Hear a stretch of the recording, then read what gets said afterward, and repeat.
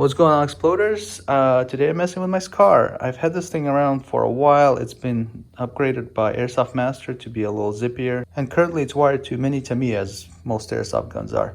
And it's doing pretty well with that. Sometimes it'll stutter a little in semi-auto. Rate of fire is good, but I'm upgrading it to Dean's just to improve performance and maybe expand the life of the electronics and the wiring. Switching to Dean's, I want to get some numbers and see if it makes a big difference. So I'm gonna do an RPS test, and then I'll do a few semi-auto shots. You'll see how it sounds, how it turns, and then we'll go through the process of rewiring to Dean's. I'll show you a little trick that I use that makes it easier to do the Dean's conversion and makes it a little more durable.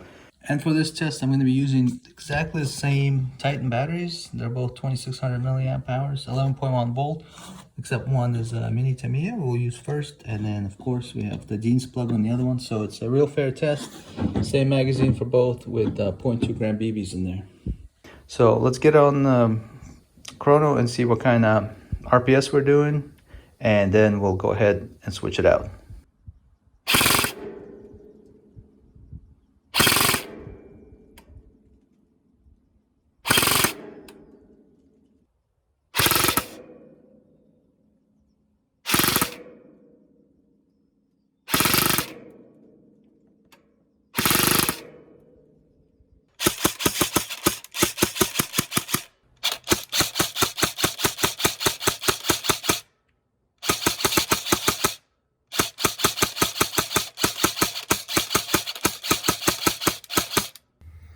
All right, so let's start the conversion here.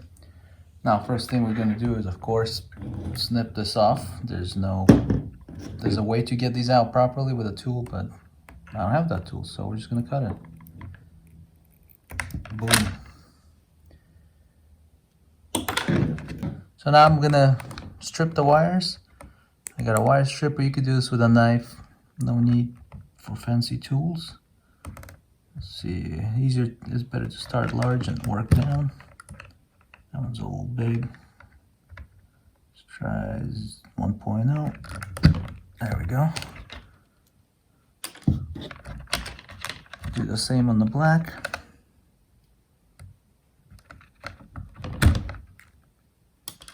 Okay. So these wires are now ready to receive the Dean's connection. Alright, before we start soldering anything or drilling anything, I want to make sure I have it set up right. So here's the connection I'm going to be adding to the back of the gun. It has two sets of prongs, one that you solder the wires to, and the other set that plugs into this female opening on the battery. What I want to make sure is I put the right wire to the right connection. So as you can see, black comes off the battery here. And when I laid up this new connection here, I can see that this is where the black wire from the gun needs to connect to. So I'm gonna go ahead and mark that, so I avoid possibly screwing that up later on. So there we go. So now I know I need to solder the black wire to this part of the connector and the red to the remaining piece here. And now let's prep this for an easier connection to the wires from the gun, and I'll show you that in a second. Okay, so I got the connector here in my vice clamp, and typically you would just start, soldering the wires from the gun to here. But it could be cumbersome, especially if you don't have the proper tools to hold it in place. So what I did on my last connection is I drilled a hole in here and here, and I ran the wire through, tied it around, then I dumped solder over the top, and then of course sleeved it with shrink wrap. And that's held up really well. I have it in this application where it's constantly getting pulled and yanked. And a typical solder, actually first I did a typical solder and it came loose, so then I had to take a little extreme measures. The problem is drilling these is really difficult. Not sure what metal they're using, but it's pretty thick, and even with like titanium bits, I could not get through this real easy without breaking a couple of them. So I don't want to drill through them because it's a nightmare. So what I'm going to do is notch it here at the top, and then this one somewhere on the side here. So then I could hook the wire around and wrap it, and then apply the solder over the top, and again shrink wrap. So I'm going to go ahead and get the Dremel out with a standard cutoff wheel and notch this thing up, and then I'll show you how I run the wires in there.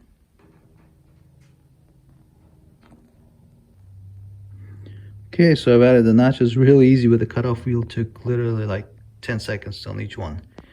So let's get the wires strung in there. Okay, so we got our Dean's connector notched up, and now we're ready to basically run the wires in here. And what you don't want to forget is your shrink wrap. You want that over the wires and in there, sitting kind of back so the heat doesn't affect it before you string it up, because obviously you can't put it on later. So probably cut this in half, go with a thicker. It's always easier to go thicker and shrink that than smaller and then having a hard time getting it over the whole connected mess here. So I'm going to cut this in half and run it over each wire.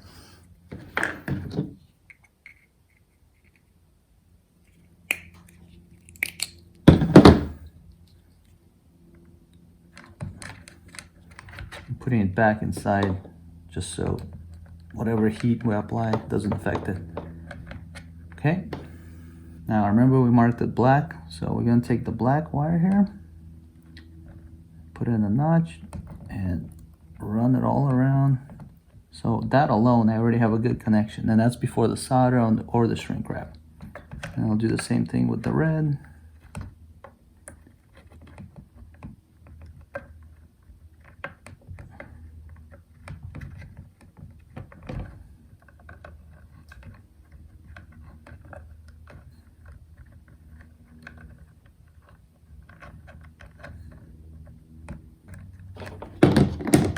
I'm making sure the wires are not touching. There's a gap in there that I could slide the shrink wrap in between to keep them isolated from each other.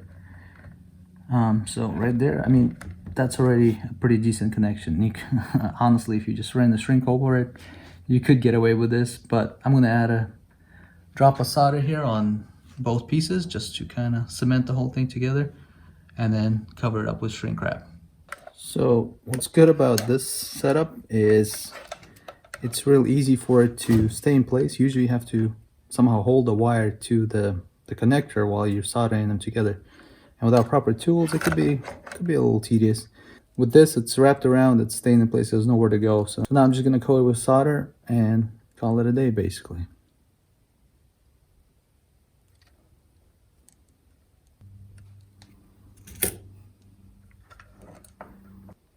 Okay, so world's worst soldering job, but there's a gap between the two of them and it'll probably hold forever. Let's get the shrink wrap over it.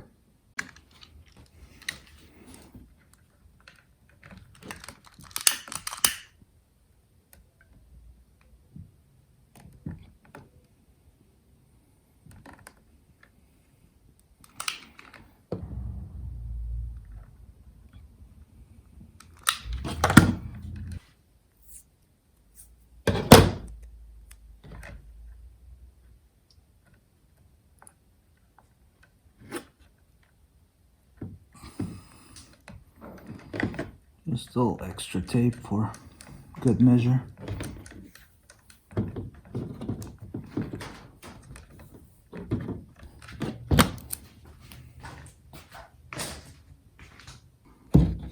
So that's that. Now we got a Dean's connection here, and we'll see if it makes any difference.